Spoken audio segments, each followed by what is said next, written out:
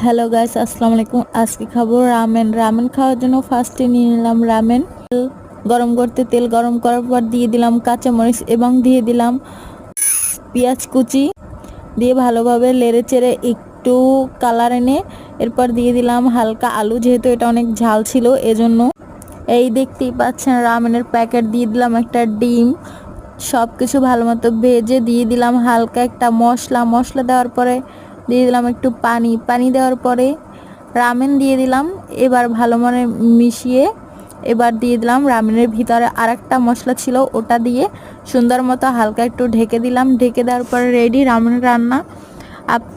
আর সাথে একটু স্বাদ মতো লবণ দিবেন যারা লবণ বেশি পছন্দ করেন।